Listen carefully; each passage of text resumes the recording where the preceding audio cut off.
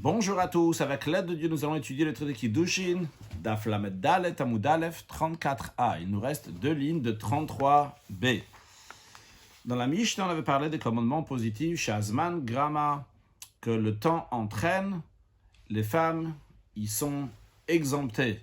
Ils ne sont pas tenus à accomplir ces commandements, et tous les commandements positifs, que ce n'est pas le temps qui les entraîne, les femmes sont tenues à les accomplir. Donc la Gemara reprend les mots de la Mishnah comme mitzvata se shazman grama v'chulu. Donc tous les commandements positifs que le temps entraîne, etc. Sur ça, on amène une braïta donc qui détaille et donne des exemples des commandements positifs que le temps entraîne et des commandements positifs qui ne sont pas liés avec le temps. Tanura banan. Nos sages enseignent dans une braïta. Ezoi mitzvata se shazman grama. Qu'est-ce qui est considéré un commandement positif que le temps entraîne? Souka, le fait donc d'habiter dans la souka pendant les 7 jours de la fête de Sukkot. Velulav, le fait de secouer le lulav avec les 3 espèces à la fête de Sukkot. Veshofar, sonner le shofar à Rosh Hashanah. Vetzitzit, et mettre les tzitzit. Les tzitzit, donc c'est le jour où Ritamoto Yechid, donc vous allez le voir. Ou Tfilin, et la mitzvah de Tfilin. Rashi, ou Tfilin. Vekasavar, donc ce Tana qui enseigne ça, il dit que les tefilin, donc c'est un commandement positif qui ne dépend pas, qui dépend du temps. Il pense que l'aïla lavzvan tefilin, que la nuit, c'est pas le moment de mettre les tefilin. C'est la raison pour laquelle on ne met pas les tefilin. Donc les tefilin, c'est un commandement positif qui dépend du temps. Inami, bien une autre explication comment ça se fait que c'est un commandement positif qui est le temps entraîne. Donc, des fois, je vais dire dépend du temps, il faut que le temps entraîne. En tout cas, c'est le même principe chez Asban Grama. Inami, on peut donner une autre explication, parce que Shabbat et Yom Tov, parce qu'il tient que Shabbat est jour de fête, l'Avzman Tfilin, c'est pas le moment pour mettre les Tfilin.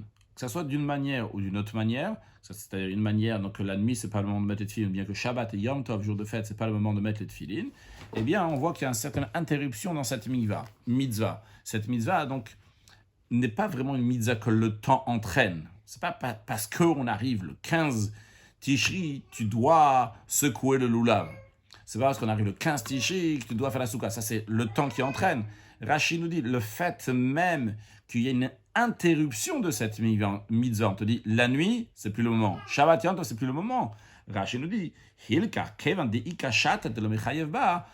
y a un moment dans lequel on n'est pas tenu à faire ce commandement, Zman Gramaou, on appelle ça une mitzvah que le temps entraîne. Donc ça, c'est la première partie de la Braïta qui nous a donné des exemples d'un commandement positif, Shazman Grama, que le temps entraîne. On va arrêter de traduire Shazman Grama, ce sera plus facile. Donc Shazman Grama, c'est que le temps entraîne. Shelo Azman Grama, c'est pas le temps qui entraîne cette mitzvah. Ezo mitzvah c'est Shelo Azman Grama. Donc c'est quoi un commandement positif? Shelo Azman Grama, mezouza, le fait de poser mezouza sur le poteau de la maison. Make, donc faire un parapet devant un toit, devant un puits, devant un fossé, donc pour enlever le danger. Aveida, donc rendre une perte, comme Rashi nous dit Aveida, donc c'est Hashavat Aveida, de rendre une perte. Veshilua Haken, et le fait de renvoyer la mère avant de prendre les œufs ou les oisillons du nid. Donc ces 4 mitzvot-là, ça c'est des commandements positifs. Shelo Azman Gramak, c'est pas le temps qui les entraîne. Très bien. La Gemara demande, ou klalaou, ah bon, ce qu'on vient de dire maintenant, c'est une règle générale, une règle absolue, comme Rashi nous dit, ou klalaou, bitmia, ça se lie avec étonnement, klal katsuvu, est-ce que c'est une règle absolue de chol mitzvot aseshazvan grama, que tous les commandements positifs que le temps entraîne, nashim turot, les femmes, ils sont exemptés. Pourtant, hare matzah, voilà que la mitzvah de manger la matzah le soir du 15 Nissan, le premier soir de Pesach.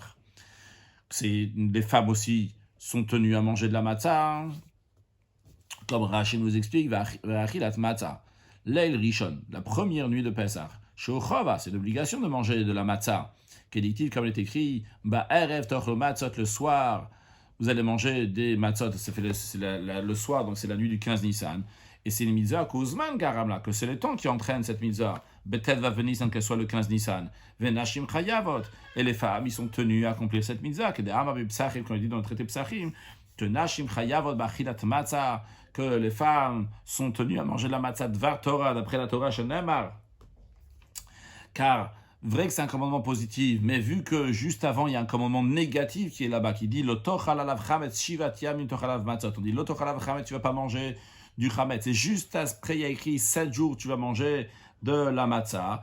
On apprend de là que quand chez Yesh, dans le bal tochal chametz, tout celui qui a l'interdiction de manger du chametz, qui a l'interdiction de manger du levain à Pessah, donc ce qui inclut aussi les femmes, vu que c'est un commandement négatif, et tous les commandements négatifs, les femmes sont tenues à accomplir les commandements négatifs. Donc tout celui qui doit ne pas manger du chametz, yesh no bekum echol matzah, il a le commandement de se lever, entre guillemets, c'est-à-dire de la misère positive, de manger de la matzah.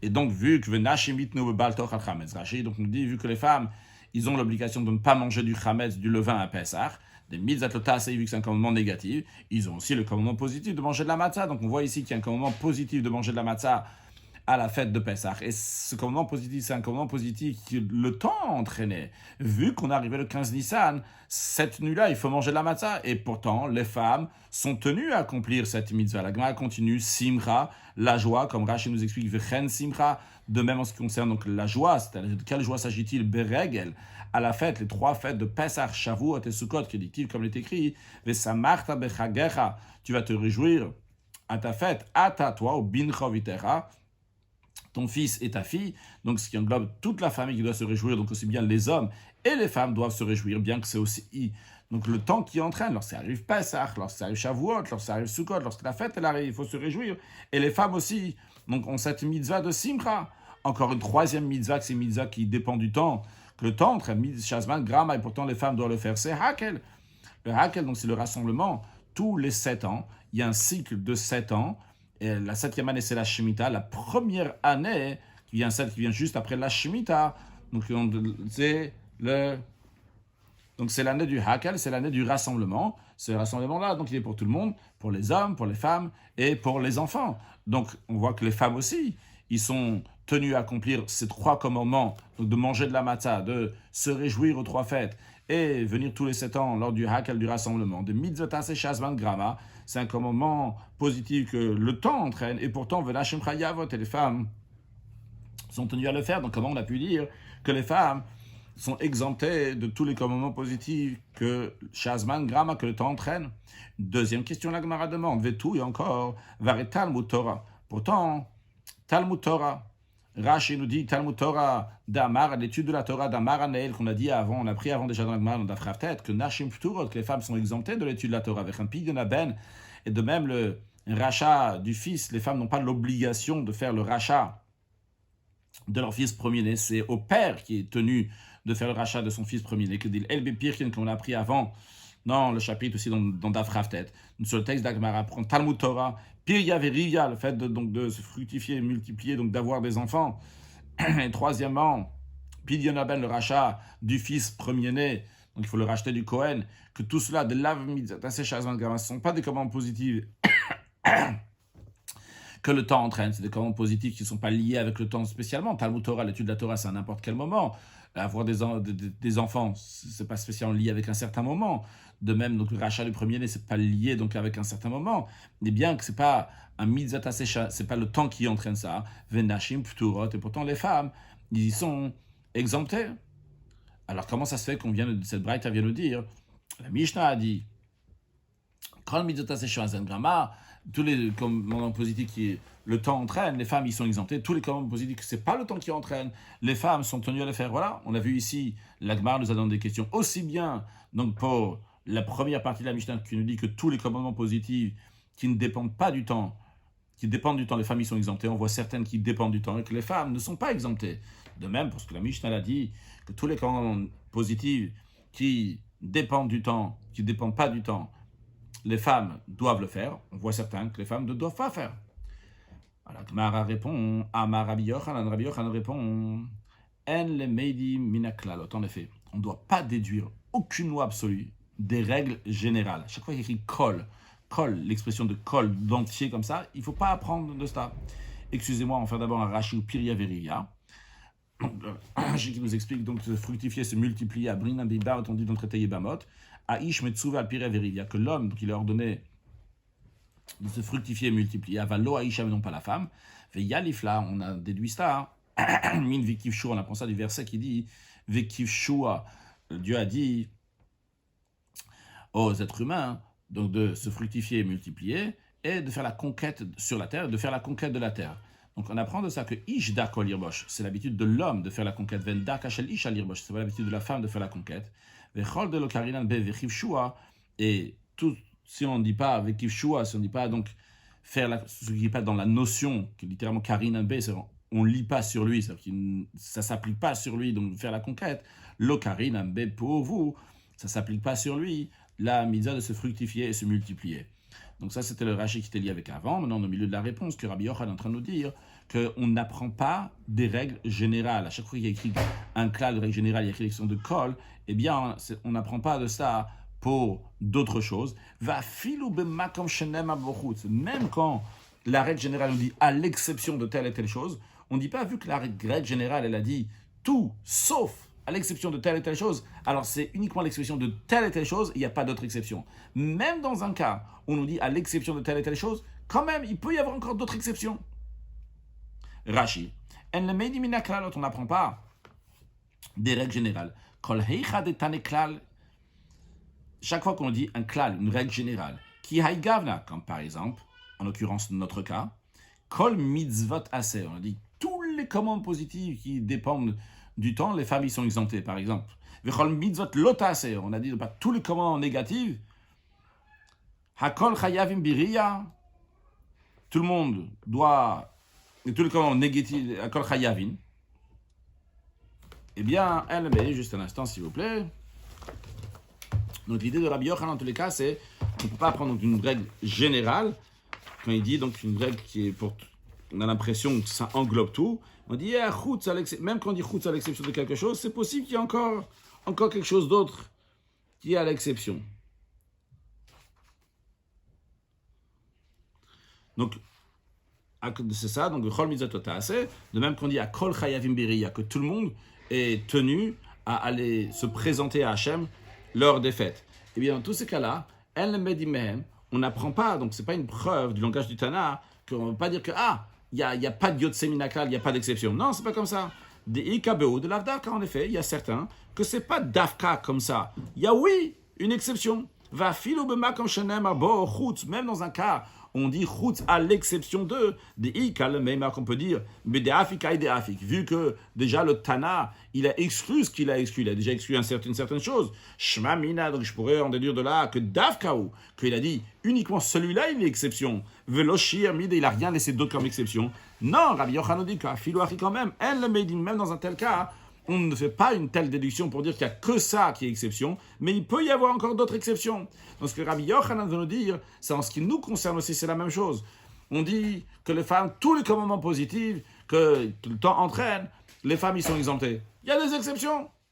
Bien qu'on ait dit l'expression de kol mitzvot aseh tous les commandements positifs, il y a des exceptions quand même. Et Rabbi Yochanan ramène une preuve à ce qu'il dit, comme c'est dans une Mishnah, bakol me'arvin. Avec tout, on peut faire le hérouv. De quoi s'agit-il? Il s'agit donc ici d'une procédure pour enlever un interdit rabbinique. Les sages ont interdit de prendre d'un domaine privé et d'amener dans des parties communes. À l'époque, il y avait ce qu'on appelle des chatzerot, des cours. Ça peut exister aussi aujourd'hui. Donc, de manière plus précise, il y avait le reshut arabin, le domaine public. Le domaine public donne sur une impasse. Et cette impasse-là, elle donne sur un chatzer, des chatzerot. Une cour, ça donne sur des cours. Dans chaque cour, il y avait plusieurs personnes qui habitaient. Maintenant, la cour, c'est un endroit qui est collectif, qui appartient à tous les gens qui habitent là-bas. Imaginons qu'il y a 2 maisons, 3 maisons, 4 maisons dans la cour.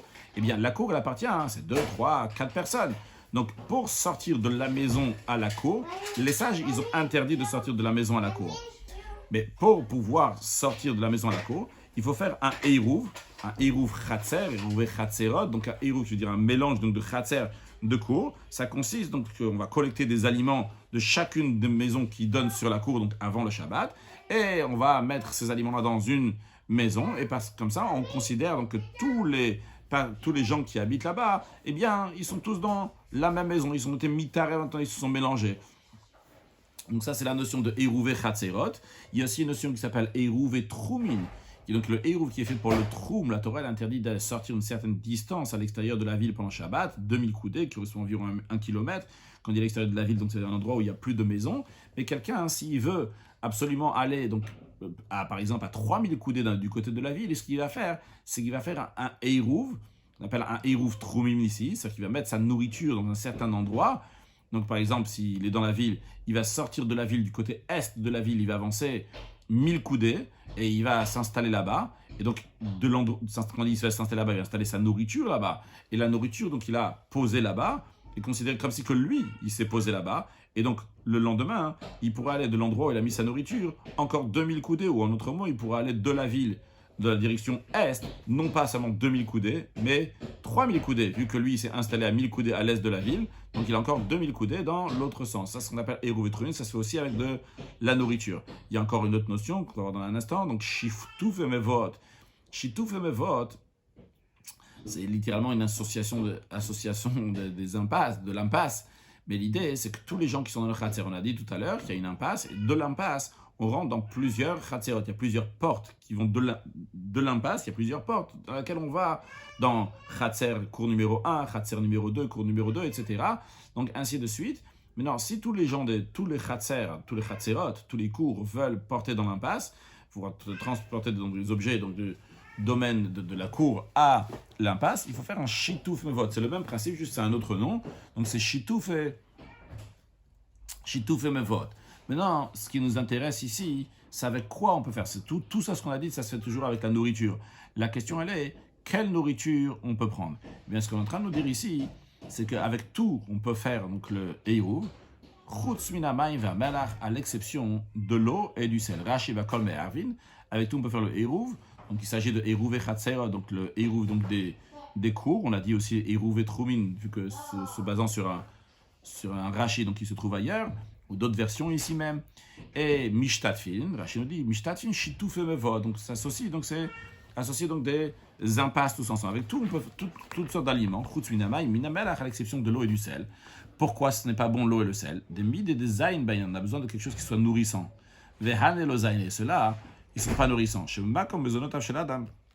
Parce qu'à l'endroit où se trouve la nourriture de l'homme, là-bas, chashuva dirat oshvitat, là-bas on considère que c'est là-bas où il habite, c'est là-bas donc où il s'est installé pour passer son Shabbat. Il y a besoin donc que ce soit quelque chose qui soit nourrissant. Donc on voit ici cette Mishnah qui nous dit Bakol me'arvin. Avec tout, on peut faire le Hérouv. Pourtant, la Gemara demande Vetou leika. Il n'y a rien d'autre. Il n'y a que l'eau et le sel avec lequel on ne peut pas faire le Hérouv. Pourtant, vaïka kmin ou pitriot. Pourtant, il y a les truffes et les champignons qui ne sont pas valables non plus pour le Hérouv et le Shitouf. Et pourtant, la Mishnah ne les a pas mentionnés. Rashi, vaïka kmin ou pitriot. Il y a les truffes et les champignons. Mine ochlim, même c'est des sortes de manger, de la nourriture, des aliments. On fait kimlo, les rabban, andelozaine. Et les sages, pour les sages, c'est établi, donc ils tiennent. De l'ozaine, ces choses-là, donc ne nourrissent pas. Donc on voit en tous les cas qu'il y a plus que l'eau et le sel avec lequel on ne peut pas faire le Hérouv. Et justement, que Rabbi Yochanan dit, on est obligé de dire que on voit de cette Mishnah qu'on ne peut pas déduire aucune loi absolue, donc même d'une expression qui dit donc de règle générale, même lorsqu'il est mentionné l'expression excepté, à l'exception de, on voit bien dans cette Mishnah, il y a écrit avec tout on peut faire le Hérouv, à l'exception du sel et de l'eau. Et pourtant, bien qu'on ait dans tout on peut faire le Hérouv, à l'exception de sel et de l'eau, il y a encore d'autres choses avec lesquelles on ne peut pas faire le Hérouv. Donc il en est de même aussi en ce qui nous concerne, que bien qu'il y ait tous les commandements positifs, que le temps entraîne les femmes, ils sont exemptés, il y a des exceptions. De même qu'on dit que tous les commandements positifs, c'est pas le temps qui les entraîne, les femmes sont tenues à le faire, il y a aussi des exceptions, certains qui ne sont pas tenus à le faire. Continue la Gemara reprend le mot de la Mishnah qui disait les femmes sont dispensées d'accomplir les commandes positives que le temps entraîne. La Gemara demande tout simplement Minalan, d'où on sait que les femmes ne sont pas tenues d'accomplir les mitzvot qui dépendent du temps. La Gemara répond Gamar mitfilin, on l'apprend de la mitzvah des tfilin. Rashi, Gmire mitfilin, on déduit des tfilin dans une règle qui s'appelle Bame Matsinu. Mamatsinu, c'est-à-dire littéralement, c'est-à-dire qu'avons-nous trouvé. Donc, quand on veut utiliser un binyanav, il y a plusieurs manières comment étudier la Torah. On parle souvent du Gzera Shava, le raisonnement par analogie, le Kavachomer, le raisonnement par a fortiori. Parmi toutes les manières d'étudier la Torah, ce qu'on appelle un binyanav. Un binyanav, donc c'est-à-dire qu'une règle qui a été dit, donc une chose qui a été dit une fois, et de fait qu'on a dit une fois, alors Zeb Banaav, il a construit un Av, il a littéralement construit un père, mais construire un père, c'est-à-dire qu'il a construit un principe qu'on va le déduire, on va extrapoler ça aussi pour d'autres choses. Alors, et Rachid nous dit ici, on le verra encore dans les deux prochains cours, cette expression, donc Bamematsino, le binyan Av. Donc Bamematsino bitfilin, donc du fait de ce qu'on a trouvé dans les tfilin, qu'avons-nous trouvé dans les tfilin? Chez Mitzvatase, c'est un commandement positif. Quelle sorte de commandement positif? Shazman Grama, que le temps entraîne. Qu'on a appris dans le premier rachet de la page, que la nuit, c'est pas le moment de mettre les tefilin, ou bien Shabbat, c'est pas le moment de mettre les tefilin, donc ce qui est considéré donc une mitzvah, Shazman Grama, que le temps entraîne. Et on voit pourtant que Venashim Pturot, que les femmes, ils sont exemptées. On verra dans quelques lignes d'où on sait que les femmes, ils sont exemptées, ils sont dispensées de cette mitzvah-là. Mais la Gemara va nous dire, de la même manière que les tefilin, donc c'est un commandement positif, que le temps entraîne, et pourtant les femmes ils sont exemptées, af, kol, vechul, de la même manière aussi tous les commandements positifs que le temps entraîne, les femmes ils sont exemptées. Mais les commandes parir, le Rashi nous dit, une question qui se pose et qui est évidente, à des yalif mit tefilin niftar. Donc plus loin dans le prochain cours, dont on verra, plutôt que déduire donc de tefilin pour dire, de la même manière que les tefilin, les femmes ils sont dispensées, de la même manière aussi les femmes sont dispensées pour tous les commandements positifs que le temps entraîne, on aurait pu peut-être déduire, on aurait pu peut-être déduire de la mitzvah de matzah, de manger la matzah, que les femmes elles ne sont pas dispensées de cette mitzvah, elles sont tenues à l'accomplir.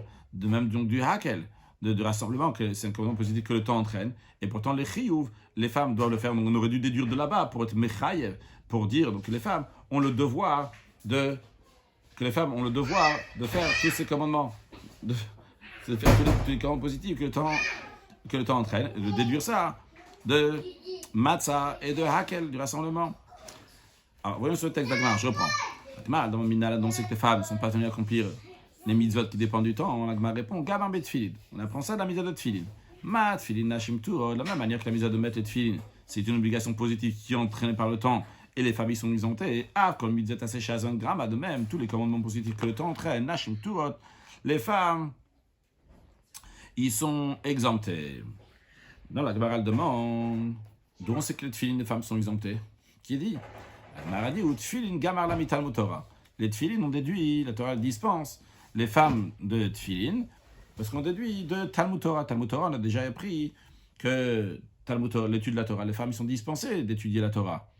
Alors, vu que dans la paracha du Shema, c'est juste à poser la mitzvah des tfilin et la mitzvah de l'étude de la Torah, donc on déduit de la même manière que l'étude de la Torah, les femmes ils sont dispensées. De la même manière aussi pour les tfilin, comme Rashi nous explique, Mirim et Talmud Torah des idkush. Rashi donc nous parle ici d'un hekesh, donc une comparaison.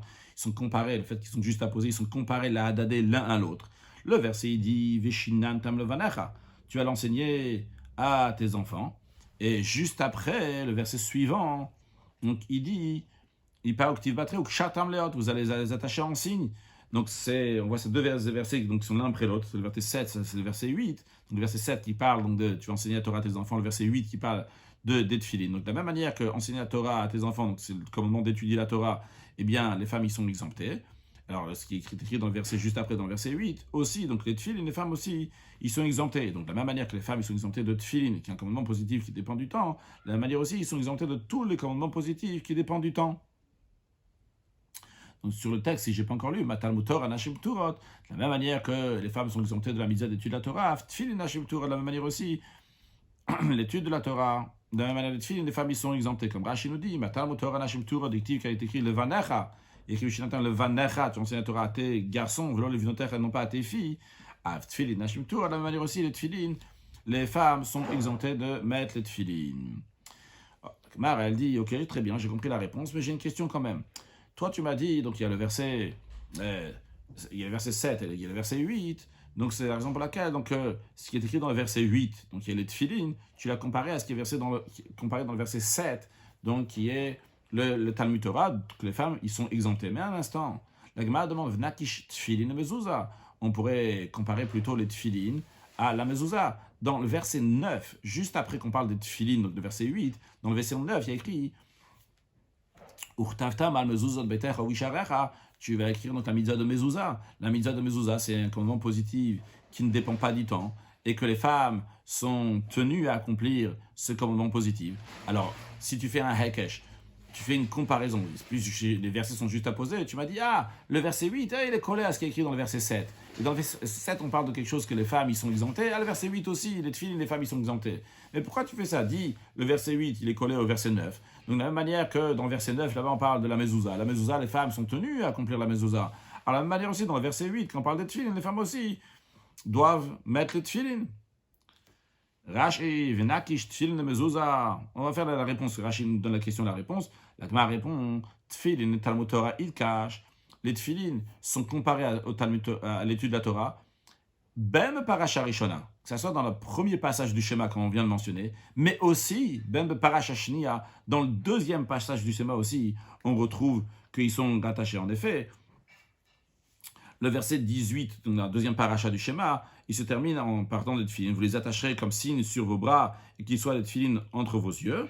Et le verset suivant, donc le verset 19, il commence par en disant, vous les enseignerez à vos fils. Donc il part donc sur l'étude de la Torah. Donc qu'est-ce qu'on voit ici? On voit qu'il y a tefilines et l'étude de la Torah, verset 18 et verset 19 dans le deuxième passage. Encore une fois, on retrouve que les tefilines, ils sont encore liés avec le Talmud Torah dans le deuxième passage du schéma. Donc, dans le premier, comme on l'a mentionné, aussi bien dans le deuxième. Mais la Gemara nous dit, tfilin, les tfilin vrais, qui sont collés donc, au verset de Mezouza à Mezouza, mais seulement dans le premier paracha, le paracha Shnia Loït, qui est dans le deuxième paracha, dans le deuxième passage du schéma, ils ne sont pas l'un à côté de l'autre. Donc, en autre mot, ce que la Gemara nous dit en deux mots, c'est que le lien entre tfilin avec l'étude de la Torah, et juste à poser, il y a le hekesh aussi bien dans le premier passage du schéma et dans le deuxième passage du schéma, tandis que le lien des tfilin avec la mezouza, c'est seulement dans le premier passage du schéma et non pas dans le deuxième. Rashi nous dit, il nous explique donc la question, la réponse que nous venons de voir. Nakish tfilin mezouza. On devrait plutôt donc comparer les tfilin avec la mezouza et dans ces cas-là donc les chayev anashim. Donc pour dire que les femmes sont tenues de mettre les tfilin, des actifs battraient, vu qu'il est écrit juste après de la mise de tfilin, écrit urtaftama mezuzot, vous les écrivez sur les poteaux, ça va mettre la mezouza sur les poteaux de la maison. Veneima, donc on n'a qu'à dire ma mezouza nashim chayav, de la même manière, donc la mezouza, les femmes sont tenues à accomplir ce commandement, que dit le kaman, comme nous le verrons plus loin, en quelques lignes. Af tfilin nashim chayav, de la même manière aussi, les tfilin, les femmes sont tenues à mettre les tfilin, de la même manière qu'ils sont tenues à mettre une mezouza chez eux. La Gemara répond, Shaninan, Rashi donc nous dit la réponse de la Gemara. La Gemara nous a dit que tfilin et Talmud Torah Ilkush, que les tfilin sont comparés à l'étude de la Torah, ben Parasha Rishona, que ce soit dans le premier passage du schéma qui est dit Frish et Rashi, comme il a expliqué avant, dans le Rashi Gmirim et Talmud Torah, là-bas Rashi a dit qu'il y a écrit donc Vishinantan Levanecha dans le verset 8, et juste après dans le verset 9, il y a écrit Shatam Leot, donc Vishinantan Levanecha c'est l'étude de la Torah, et après donc il y a Mezouza. Donc vrai, tfilin ils sont. Pardon, c'est pas ce Rashi-là. Tfilin et Talmud Torah Ilkush, Tfilin c'est lié avec le Talmud Torah. Si, c'est bien sûr, c'est ce qu'on vient de dire. Donc, Shinat Talmud c'est Talmud Torah, juste après, donc Shatam Leod, donc c'est les Tfilin. Ben Parasha Rishon, c'est dans la première page des fiches et les jours repris. Ben Parasha Shinek, c'est dans le deuxième passage. Vehayu le Totafot Benenecha, lorsqu'on dit que les Tfilin soient entre vos yeux. Samirle, juste après, il y a écrit Velimat Temotamot Benechem. C'est le verset 18 qui dit Vehayu le Totafot Benechem, que les Tfilin seront entre vos yeux. Et juste après, dans le verset 19, il y a écrit, dans le deuxième parasha, Velimat Temotamot Benechem, vous allez enseigner à vos enfants, vos garçons. Donc on voit en tous les cas que le lien entre tfilin et Torah est plus fort que le lien entre tfilin et mezouza. C'est la raison pour laquelle on fait le hekesh de tfilin, on fait la comparaison de tfilin à l'étude de la Torah. Et de la même manière que l'étude de la Torah, la femme est dispensée d'étude de la Torah, de la même manière aussi en ce qui concerne les tfilin. Toujours dans Rashi, tfilin mezouza lo ilkash bishnia. Dans la deuxième paracha, il n'y a pas de hekesh, donc c'est pas collé donc les tfilin avec la mezouza, les versets de tfilin avec le verset de mezouza. Et Rashi dit, bien que dans le deuxième paracha aussi, dans le deuxième passage du schéma aussi, on parle de mezouza, mais Rashi nous dit, c'est pas collé à tfilin la mezouza, parce que chez Talmud Torah Mafsik Benem, il y a l'étude de la Torah donc qui est au milieu, et c'est vrai que dans le verset 20, on parle de la mezouza, mais d'abord on parle des tfilin, dans le verset 18, après l'étude de la Torah dans le verset 19, et après Mezouza dans le verset 20. Donc le verset 20 il n'est pas que le verset 18, il y a le verset 19 au milieu, le verset 19, donc c'est l'étude de la Torah. La Gemara demande, Vena kish mezuzah le Talmud Torah. Comparons la mitzvah de mezuzah à la mitzvah d'étude de la Torah. Vu que dans le deuxième paragraphe du schéma, qu'est-ce qu'on a vu? On a vu qu'il y a le verset 19 et le verset 20, le verset 19 qui parle d'étude de la Torah et le verset 20 qui parle de la mezuzah. Eh bien, comparons la mezuzah qui est dans le verset 20 avec ce qui est écrit dans le verset 19 juste avant, qui a écrit, donc on parle de l'étude de la Torah. Donc de la même manière que l'étude de la Torah, la femme est exemptée, dispensée d'étude de la Torah. De la manière aussi que les femmes soient dispensées de mettre une mezuzah. Rashi, Venakish mezuzah le Talmud Torah, qui dit Idkash parashishnia, vu qu'on voit qu'il y a un hekesh, c'est collé. Littéralement, qui est Idkash, c'est comparé, dans le sens ici que c'est, on voit que le verset 19 et le verset 20 vont ensemble, des Samich le Urtavtam, vu que c'est juste imposé le verset de Urtavtam d'écrire la mezuzah, donc dans le verset 20, au verset 19, juste avant qu'il étudie la Torah, et les femmes ils sont exemptées d'étudier la Torah. Donc, Venem Alashim Tuot, on va dire pour la mezuzah, les femmes sont exemptées de mettre une mezuzah. Donc, c'est la Gemara demande, Venakish mezuzah le Talmud Torah. La Gemara répond, Lo sakadatar, qui ne vient pas à l'esprit une telle chose. Pourquoi? Dictive est écrit juste après. Il y a écrit le man yirbouye mechem, afin que vos jours se multiplient. C'est dans le verset 21. Donc juste après la mezuzah, on dit que grâce à la mezuzah, vos jours vont se multiplier, c'est-à-dire d'avoir une longue vie.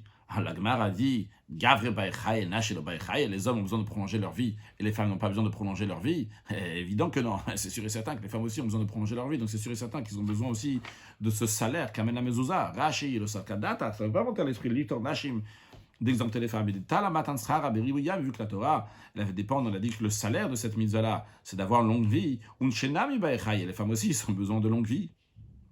Ok, donc on est d'accord, les femmes ont besoin de longue vie. Et donc, ils doivent aussi donc mettre une mezuzah. La Gemara a continué à questionner. Dans la Mishnah, on avait dit que les femmes ils sont exemptées de tous les commandements positifs qui dépendent du temps. La Gemara demande, mais c'est pas si évident de dire comme ça, que les femmes ils sont exemptées de tous les commandements positifs qui dépendent du temps. Pourquoi? Pourtant, voyons. Vares Souka, la mitzvah de Souka, donc de s'asseoir dans la Souka pendant les 7 jours de la fête de Sukkot. De mitzvot assez, ou le premier soir, le fait de manger dans le premier soir de la fête de Sukkot, de mitzvot assez shazman grama. Donc c'est un commandement positif que le temps entraîne. L'actif est écrit, Sukkot teshu shivat yamim. Il est dans la Souka, vous allez manger pendant 7 jours. Et là-bas, c'est évident que c'est le temps qui entraîne ça. Alors ça arrive le 15e jour du mois de Tishri, eh bien, ça arrive la fête de Sukkot pendant 7 jours qu'il faut manger. Si quelqu'un veut manger donc un repas, il doit manger dans la Souka. Donc Tama de Kataweh Hamala à Ezrach. Et la seule raison pourquoi les femmes ils sont exemptées là-bas, c'est parce que la Torah, elle dit à Ezrach Israël Yeshu Basukot, que les citoyens du peuple juif vont manger dans la Souka. Et l'expression là-bas, il n'y a pas écrit Ezrach Israël, le citoyen. Il y a écrit à Ezrach, avec un et au début, le citoyen. Et on apprend de cela à Ezrach, le fait qu'il y a écrit à Ezrach, le citoyen. Eh bien, les citoyens, on apprend le Hot Yetanashim, c'est sur les femmes de cette mitzvah. Rashi nous informe que Ezrach, le Hot Yetanashim, c'est Braïta Yemaserat Souka, c'est une Braïta dans le traité Souka. En tous les cas, qu'est-ce qu'on voit? On voit qu'il y a un verset particulier qui est là pour nous dire que les femmes sont exemptées de la mitzvah de Souka. Et il y a besoin d'un verset qui nous exempter les femmes de la mitzvah de Souka. S'il n'y avait pas un verset, qu'est-ce qu'on aurait dit? On aurait dit que les femmes doivent faire la mitzvah de Souka. Pourtant, la mitzvah de Souka, c'est une mitzvah qui dépend du temps. Pourquoi il y a besoin d'un verset de Ezrach pour nous dire que les femmes y sont exemptées? La règle est tous les commandements positifs qui dépendent du temps, les femmes y sont exemptées. Halavach, la Gemara dit, pourtant ici on voit que uniquement parce qu'il y a le verset de Ezrach, on dit que les femmes sont exemptées. Halavachi, si ce ne serait pas le cas, Nashim Chayavot, les femmes auraient été tenues d'accomplir le commandement d'habiter dans la Souka. La Gemara donne deux réponses, celle de Abaye et celle de Rava. Premièrement, Amar Abaye, il dit, Itzerir. Non, on a besoin d'un verset particulier pour la Souka, le verset de Ezrach, les citoyens, pour dire que c'est uniquement les hommes et pas les femmes. Pourquoi? On aurait pu penser, bien que il y a une règle, et on tient de cette règle, que les femmes sont exemptées de tous les commandements positifs qui dépendent du temps, mais on aurait dit que quand même, dans le cas de la Souka, c'est différent. Ça, Kadata Chaminasa aurait pu monter à l'esprit de dire, oh, il dictive Basukot Teshu, puisqu'il est écrit vous habiterez dans les Soukot. Et j'aurais dit que Teshu, quand on dit vous habitez, c'est Ka'intadou, ça ressemble. Ça va s'installer quand vous habitez.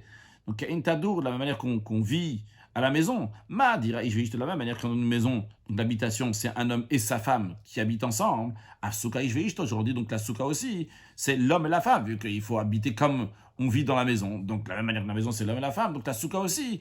Bien que les femmes sont été exemptées de tous les commandements positifs qui dépendent du temps, mais ici, ça aurait été une exception, parce qu'il y a écrit Tadour, où il faut habiter comme on habite toute l'année. Donc, c'est l'homme et la femme. Donc, j'aurais pu penser que la femme aussi est tenue de manger dans la souka. C'est pour ça qu'il y a besoin d'un verset particulier dans le contexte de Sukkot qui nous exclut la femme de manger dans la souka. Ça, c'est l'opinion, c'est la réponse de Abaye. Rava, il dit, on tourne la page, 34b, Itzterich, on a besoin. Pourquoi on a besoin que dire à Ezra spécialement pour exclure de manger que les femmes n'ont pas besoin de manger la souka. Parce que ça, Kadata Hamina, ça aurait pu te venir à l'esprit de dire que la Hamishasa Mechagamat, qu'on va déduire par Xera Shavan, raison par analogie. Le 15e jour, le 15e, dans les deux, c'est Hamishasa. La Torah l'emploie l'expression de Hamishasa de 15, parce qu'en effet, il y a une mitzvah donc de 15 Nissan et une mitzvah le 15 Tishri. 15 Nissan, c'est manger de la matzah à Pessah, et le 15 Tishri, c'est manger dans la souka à la fête de Sukkot. Alors, Rava nous dit, on aurait pu penser, faire une comparaison dans les deux Hamisha, ça veut dire de la même manière que Malé Halan, de la même manière que là-bas dans la fête de Matzot, Nashim Chayavot, les femmes sont tenues à manger de la matzah le premier soir de Pessah. Afkan, ici aussi, j'aurais dit que Nashim Chayavot, j'aurais dit aussi que les femmes, ils ont l'obligation d'habiter dans la souka, bien que cette mitzvah, c'est aussi une mitzvah qui est entraînée par le temps.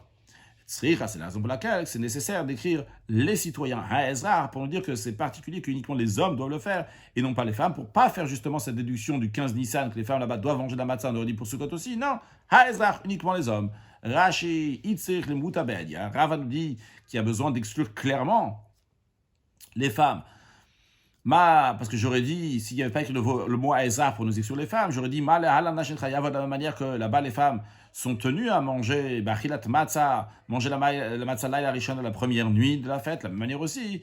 Et ils auraient dû manger de la Matzah, ils auraient dû manger dans la Souka le premier soir de Sukkot, donc ils auraient dû faire la mitzvah de Souka. C'est pour ça qu'on peut très bien maintenir que tous les commandements positifs qui dépendent du temps, les femmes, ils sont exemptés. Mais ce Sukkot, il y a besoin de le souligner particulièrement pour pas qu'on fasse erreur. Concluons avec une halakha. Alors, c'est discuté dans les décisionnaires.